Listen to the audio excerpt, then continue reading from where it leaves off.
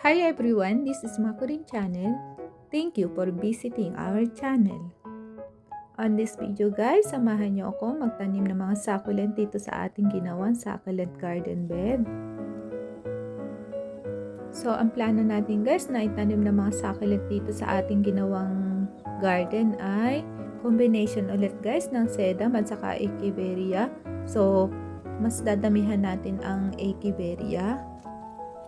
Ang mga gagamitin nga pala natin na succulent guys ay mga na-propagate natin na mga succulent.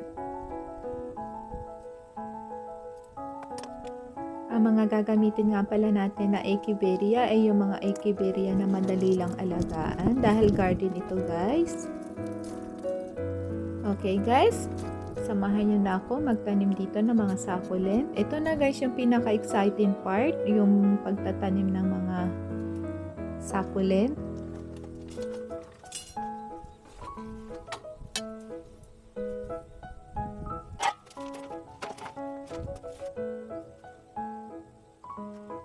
Ito nga pala guys na ating tinatanim ngayon ay ito nga pala ay succulent pink raoul na kamukha ng lote.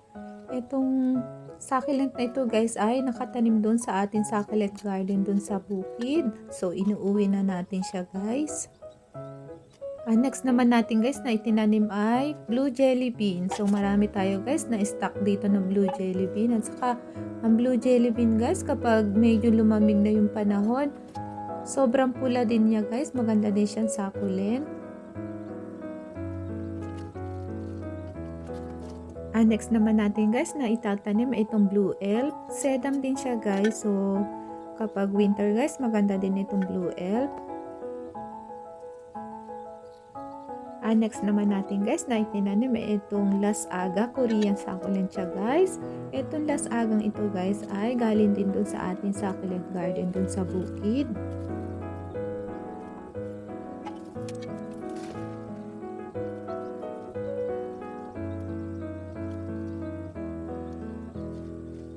Next naman natin guys na itatanim itong succulent mosan. Itong mosan guys ay lumalaki din succulent.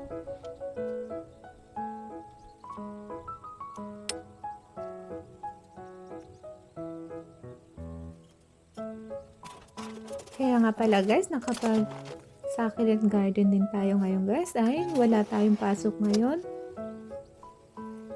And then yung mga kids naman natin guys ay meron pasok. So me time na din natin to guys.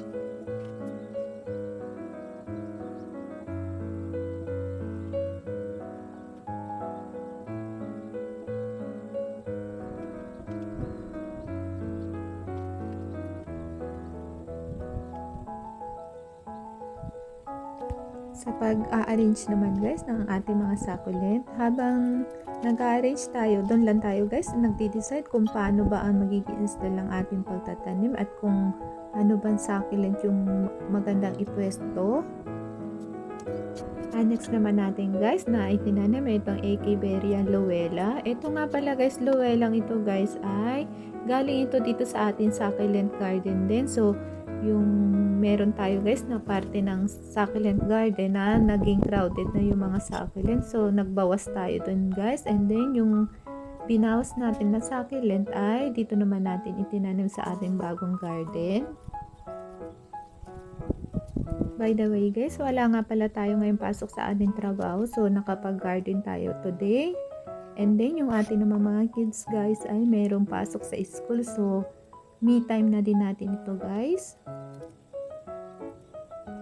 Kayo guys, ano nagiging me time nyo kapag wala inyong mga kids? Ganun pala guys kapag ang tao ay umiidad na, nagiging iba na din ang yung mga nakakahiligan natin guys. Noon guys, nasa 30s tayo. Kapag wala tayong pasok guys sa ating trabaho, ang nagiging me time natin guys, kung hindi shopping, window shopping, or nagpupunta tayo guys sa salon para, ano ba tawag doon? Malibang. Ang ating nga pala guys, pagsa-succulent ay nag-start ng pandemic. So, since pandemic, ang naging libangan natin ay pagsa-succulent na. Almost done na tayo guys sa ating pagtatanim mga succulent dito sa ating garden. So, magdadagdag na lang tayo guys dito ng ilang sedum.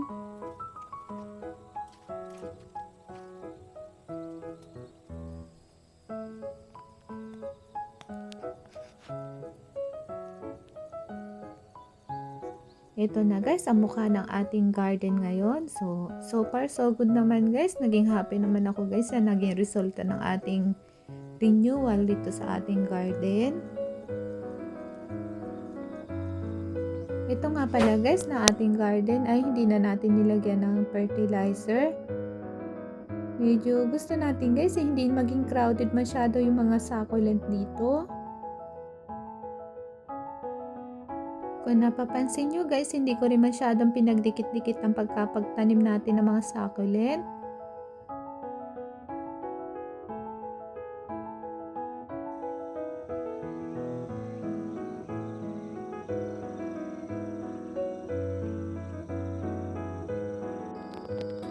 Okay guys, kaunting pakilala sa ating mga succulent na itinanim dito sa succulent garden. So, ito guys ay si Blue Jelly Bean. Dito naman guys ay si Denturicem. Ito ay si Denturicem. Ito naman ay si Ruby Tent. Ito naman ay si Gilba. Itong succulent na ito guys ay galing doon sa ating succulent garden doon sa bukid. And then ito naman ay si Pink Frill. Ito, nalimutan kong pangalan nito guys. Ito naman ay si Takasangon Okina. Lemony. Blue Jelly Bean. Meron din tayo ditong Binichigo. And then dito naman, ito lumalaki din sa akin guys, si Metallica. Ito naman guys ay si sino pang Round G. Ito naman ay si Peach Boy. Medyo pumangit yung dahon niya. Dito naman ay sino nga ito? Ito ay si Black Rose, Ruby Donna, and then dito naman guys ay si ito ay galing din dun sa ating garden dun sa bukid. Ito ay kapag guys ang ating succulent ay naiba yung lupa, nag-iiba yung mukha, so hindi agad natin ma-recognize anong pangalan ng ating succulent. I think glass aga ito. Kapag pala tinanim dun sa bukid, nagiging humahaba yung dahon niya. Ito guys. And then, dito naman guys, meron din tayong ito ay si Lovely Rose. And then, ito naman ay si PBN. And then, Blue Jelly Bean, Pink Frill. Dito naman ay may Blue Jelly Bean tayo. Madiba, Topsy Turvy. Ganito lang guys. And then naglagay din tayo guys ng konting dito. String of Pearl. And then ito naman ay si Red Velvet. Tinaray natin magtanim ng Red Velvet dito sa garden. And then dito naman guys, i-check natin dito sa medyo parting baba ng ating garden. Meron tayo guys dito na ito ay Peach Boy, si Mosan, Blue Jelly Bean. Then nagtanim din tayo guys dito ng Debbie. Ito naman ay another Takasangon Okina. Hindi siya masyadong okay. Pumangit yung dahon niya. And then naglagay din tayo dito guys ng Mina. Amina, medyo naging sensitive siya sa summer. Madami nagka sunburn. Dito naman guys ay meron Luella, Blue Elf. Ito ay Las Aga, galing din sa bukid, Ruby Donna. And then dito naman guys ay Round G. Meron din tayo dito guys Onslow. Naglagay din tayo dito ng Orpet. Ganito lang guys. And then, itong malaki naman ay si Mosan. Meron din tayo dito guys na Pink Raoul na kamukha ng lote. Ganito lang guys. And then ito ang pa-connect. Kinonek ko na siya dito sa sa garden dito sa bandang kaliwa natin guys. Ito na mga arrangement na to guys ay hindi ito bagong arrange. Ni-renewal lang din natin guys itong arrangement na ito. Itong Mendoza ay dito na talaga siya guys. So maganda naman ang itsura niya. So hindi na natin siya binunot or kinat. And then meron din siyang jelly bean. And then dito naman ay si Campfire. Dati pa rin ito guys. Ito naman succulent ito ay ngayon lang din guys. Tinusok lang natin. Sa parting ito guys ay ngayon lang din. Dahil guys, yung ating mga succulent dito guys ay bagong tanim pa lang din. So, kapag tanghali guys ay nilalagyan din natin ng shading cloth ito guys.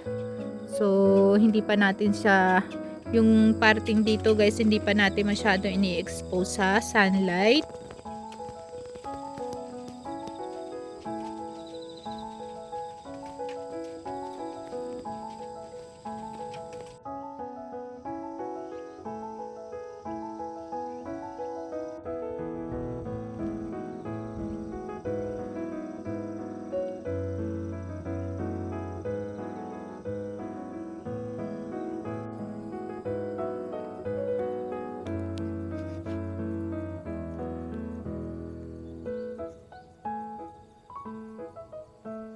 And then, gumawa din tayo guys ng ilang hanging plants. So, dito na lang natin guys pinuwesto. Ang mga ginamit nga pala natin guys na Echeveria ay same lang din naman guys. So, yung mga madali lang alagaan para hindi sila bumigay dito sa garden. Guys, maraming salamat nga pala sa pagsama nyo sa akin sa pagtatanim ng mga succulent dito sa ating succulent garden. Yeah, update ko pa rin kayo guys kung ano bang mangyayari dito sa ating mga succulent dito sa ating succulent garden dito sa gilid ng bahay. Kung nagustuhan nyo guys ang ating video, please like and subscribe na din. Maraming salamat ulit sa pagbisita nyo sa ating channel.